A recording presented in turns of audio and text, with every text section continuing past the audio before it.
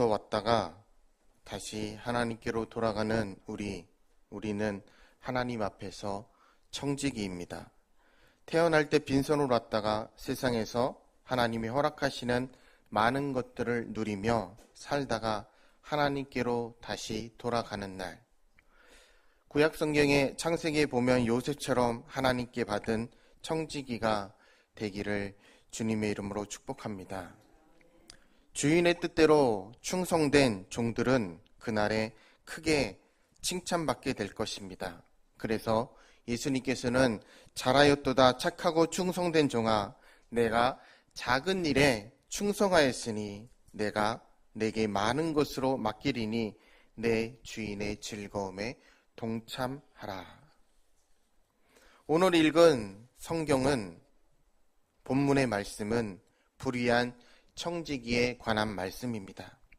이 사람은 주인의 소유를 맡아서 관리를 하는 청지기로서 주인에게 많은 손해를 끼치고 있었습니다. 일을 맡기신 주인의 뜻대로 하지 않고 자기 마음대로 주인의 재산을 낭비함으로 계속해서 주인을 걱정시켰습니다. 이 일을 한 주인이 꽤 여러 날 동안 그 청지기의 변화를 기다렸으며 돌아설 기미가 전혀 보이지 않자 주인이 이 청지기를 불러 말하게 됩니다. 자네가 맡아보던 청지기 일을 정리하게, 자네에게 이 일을 청지기의 일을 계속 맡길 수 없다고 주인이 말하였습니다. 언젠가 그날이 오리라 이 청지기는 예상하고 있었고 그날은 예상보다 빠르게 다가왔던 것입니다. 청지기직이 끝난 다음 생각해 보았습니다. 내가 무엇을 할 수 있을까? 땅을 파거나 힘이 없고 빌어먹자니 부끄럽고, 그래서 청지기로서 남은 마지막 시간에 자기를 위하여 할 일을 하였습니다. 그래서 본문에 나온 말씀처럼 주인에게 빚진 사람들을 한 명 한 명 불러서 그 빚을 삭감해 주었고, 기름 100마를 진 사람은 50말로 줄여주고 밀 100석을 빚진 사람은 80석으로 삭감해 주었습니다. 이 사람은 자신이 베푼 선신음의 혜택을 받은 사람들이 나중에 자신을 외면하지 않을 것이라고 생각했습니다. 사실 이 행위는 주인에게 손해를 입히는 불의한 처사가 아닐까요? 그럼에도 불구하고 예수님은 이 청지기의 지혜를 칭찬하게 됩니다. 그래서 누가복음 18장 8절 말씀에 보면 주인이 이 옳지 않은 청지기 일을 지혜 있게 하였으므로 칭찬하였으니, 사실 여기에 문제가 있습니다. 예수님께서 이 청지기를 불의하다 하셨으니 그 불의에 대해서 책망을 해야 마땅합니다. 그런데 책망은 고사하고 칭찬을 하였으니 불의를 정당화시키는 것처럼 보이기 때문입니다. 그러나 우리가 이 말씀에서 놓치지 말아야 할 것은 이 비유로 말씀하시는 주님의 의도입니다. 그것은 바로 이 불의한 청지기의 지혜를 가르치고자 함입니다. 이 이야기에서 예수님께서 말씀하시는 이 불의한 청지기의 지혜가 무엇이겠습니까? 첫째는 솔직함입니다. 이 청지기는 자기의 잘못을 주인이 추궁하자 한마디 변명도 하지 않고 그대로 시인합니다. 자신이 저지른 일에 대하여 솔직히 인정하는 것이 이 사람의 지혜입니다. 이 사람은 그동안 자신의 모든 행적을 주인이 다 알고 있다는 것을 인정했고 그리고 굳이 변명을 하지 않고 변명을 하려 들지 않고 깨끗이 잘못을 시인합니다. 구차한 변명을 하지 않았습니다. 앞으로는 그런 일이 없을 것이니 한 번만 용서해 달라는 애원도 하지 않고 그런 일이 이미 틀린 것을 알고 있었기 때문에 주인에게 이 청지기는 아무 말도 하지 않았습니다. 그래서 누가복음 18장 9절에서 14절에는 성전에서 기도하는 두 사람의 기도가 있습니다. 한 사람은 바리새인이고 또 한 사람은 세리였습니다. 이 두 사람의 기도 중에 하나님께서는 바리새인의 기도는 듣지 않으시고 세리의 기도를 들으셨다 하였습니다. 기도의 내용을 보면 바리새인보다 세리가 훨씬 바르게 살았습니다. 일주일에 2번씩 금식하고 11조원금도 더 잘하였습니다. 거기에 비하여 세리는 성전에 들어와서 얼굴도 들지 못한 채 가슴을 치며 기도했습니다. 하나님, 저를 불쌍히 여겨 주옵소서. 저는 죄인입니다. 하나님은 바르게 사는 것보다 죄를 짓는 사람을 더 좋아하신다는 말이 아닙니다. 이 말은 자신의 잘못을 깨끗이 시인하고 회개하는 사람을 기뻐하신다는 말입니다. 하나님 앞에서는 우리가 솔직해야 합니다. 이 불의한 청지기도 말하려고 했으면 할 말이 얼마나 많이 있었겠습니까? 그러나 얼마든지 할 말이 많건만 더는 말을 하지 않았던 이 청지기. 주님께서 이것을 지혜라고 하셨습니다. 흔히들 죄를 짓게 되면 보통 사중죄를 짓게 된다고 합니다. 처음에는 죄를 짓고 다음에는 죄를 반복하고 그러다가 죄가 탄로나면 변명하고 마지막에는 그 죄의 책임을 다른 사람에게 전가시키는 것입니다. 이것은 일찍이 아담부터 내려오는 족보가 있는 뿌리 깊은 관행이기도 합니다. 그러나 여기 이 사람은 자신의 잘못을 말씀하시는 주인의 판정을 인정했고 주인의 옳음을 인정하고 그 심판을 받아들였던 청지기. 주인의 심판과 판단을 수락하는 이 마음이 곧 회개입니다. 이런 의미에서 이 사람은 지혜로운 사람이었던 것입니다. 둘째는 한계 인정입니다. 이 사람은 자신의 마지막 곧 한계가 있다는 것을 인정했습니다. 언젠가는 내가 주인에게 직분을 빼앗길 날이 있다는 사실을 알았고 지금 내가 누리고 있는 건강도 지금 내가 누리고 있는 지위도 재물도 다 한계가 있다는 이 평범한 사실을 인정하는 것이 지혜입니다. 지금 가지고 누리고 있는 것이 없어지기도 하고 그리고 빼앗겨지기도 하며 때로는 다른 사람에게 이것이 옮겨가기도 합니다.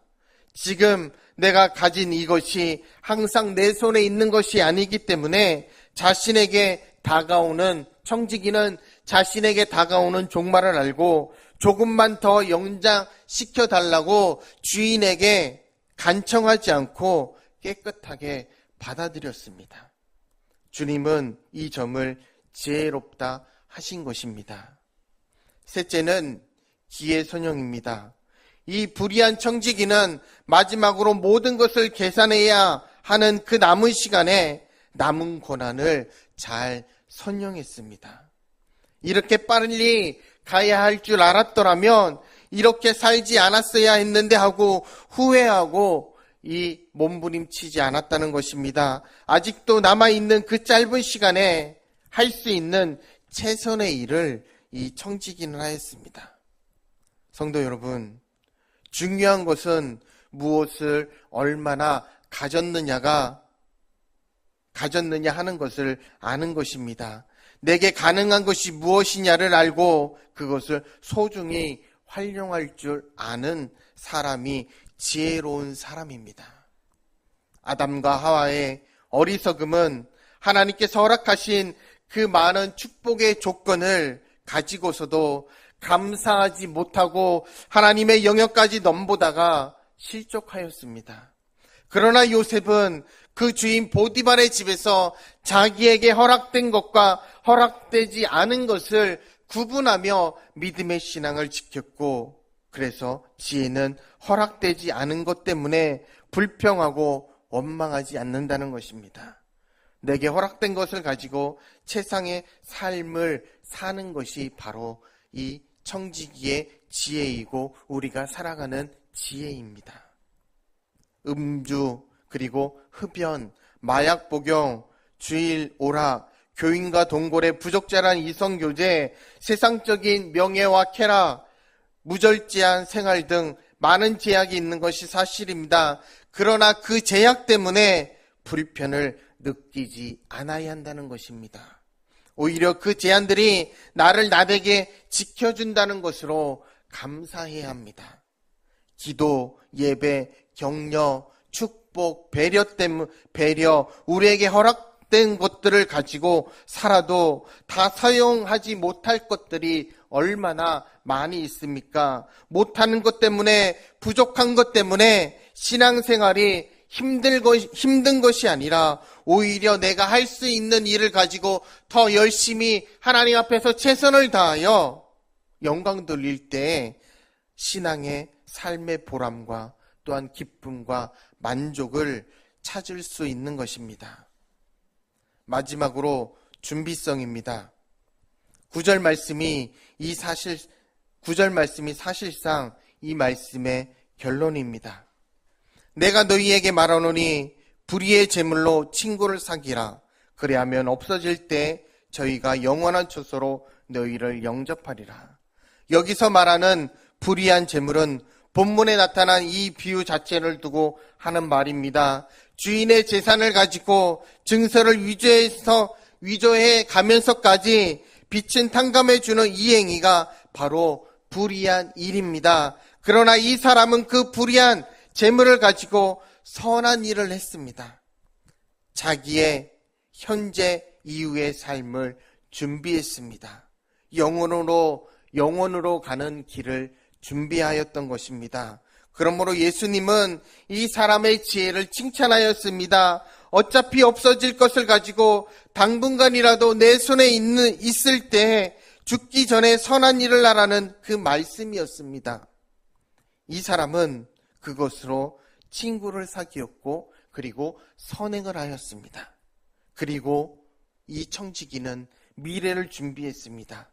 생각해보면 돈을 가져서 미래를 준비한 것이 아니라 선심을 베풀어서 미래를 준비했습니다. 이 점이 이 사람의 지혜로움입니다. 참전화장품 김광석 사장님의 간증을 읽은 적이 있습니다. 대대로 불교를 믿어오던 이 김광석 사장님의 인생의 큰 시련의 시기에 예수님을 영접하였고 어느 날 미국에 출장을 갔다가 만난 한 친구의 말 한마디 인생에 획을 긋는 계기가 되었습니다. 자네 11조 헌금을 제대로 하고 있나? 기업하는 사람은 11조 제대로 해야지 기업이 성장할 수 있다네. 10의 10 전부 하나님이 주시고 10분의 1만 바치라고 했는데 그것마저 제대로 드리지 않고 무슨 복을 받기를 원해. 안 그런가? 이렇게 지인이 이야기를 합니다. 한국에 돌아와 11조를 제대로 하기로 다짐하고 한 주에 한 번씩 계산해 미리 봉투에 넣었습니다. 그리고 주일에 드리기를 1년간 계속했습니다. 그러던 중 다른 사람으로부터 또 한 번 그 이야기를 듣게 됩니다. 김 사장님, 11조 제대로 하고 계세요. 예, 그런 대로 하고 있습니다. 난 기업하는 사람 치고 11조를 제대로 하는 사람은 못 봤는데 김 사장님은 11조로 하나님을 시험해 볼 자격이 있으시네요. 뭐라고요? 이 사장이 11조를 가지고 하나님을 시험해요. 그래서 이 말은 뭐냐면은 말라기 3장 10절 말씀을 일러주었습니다. 말라기 3장 10절 말씀에 만군의 여호와가 이르노니 너희의 온전한 11조를 창고에 들여 나의 집에 양식이 있게 하고 그것으로 나를 시험하여 내가 하늘 문을 열고 너희에게 복을 쌓을 것이 없도록 붙지 아니하나 보라. 이 말씀을 들은 날로부터 이 참전화장품의 김광석 사장님은 기도하기 시작했습니다. 하나님, 내가 한 11주에 복을 배로 달라는 것이 아니고 그냥 이번 주에 효과가 그대로 나타나도록 배로 복을 주시옵소서. 그런데 정말로 이 놀라운 일이 일어나기 시작했습니다. 그 당시 한 달 매출이 1억 원밖에 되지 않았는데 그 달에 8억 원의 수입이 났습니다. 하나님께서 주시려고 하면 금방 얼마든지 주실 수도 있고, 하나님이 하시고자 하면 안 되는 것이 없다는 것을 목도하게 되었다는 사실을 읽은 적이, 그 얘기를 읽은 적이 있습니다. 그래서 이 사장님이 한 번은 목사님께서 새벽 기도를 하시라고 하는데 자신은 새벽 기도만은 안 된다고 했습니다. 그래도 자꾸 목사님께서 권유하시니까 어느 해 새해가 가까운 때 연습 삼아 시작해 보기로 했고, 첫날 새벽 4시에 일어나 새벽 기도를 나갔다가 그날은 하루 종일 비몽사몽간이었다고 합니다. 그런데 하루가 지나고 안 나가면 뭐라고 하실까 해서 다음 날도 나갔습니다. 그리고 3일까지만 나가자 이렇게 생각하고 3번은 나가야 한다고 생각하고 3일 동안은 계속 나갔습니다.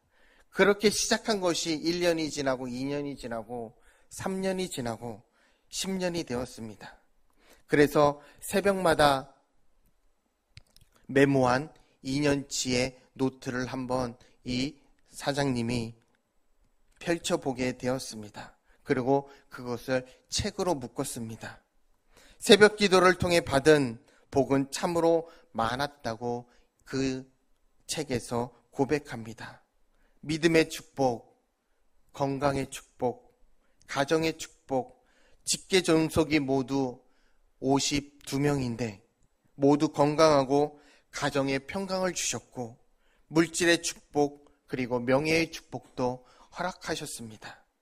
사명의 축복, 새벽 기도를 통해서 자신도 모르게 성결의 사람으로 변해버린 자신을 보면서 기도 외에는 이런 이유가 나갈 수 없다는 주님의 말씀을 절감하고 그는 이렇게 말하고 있습니다.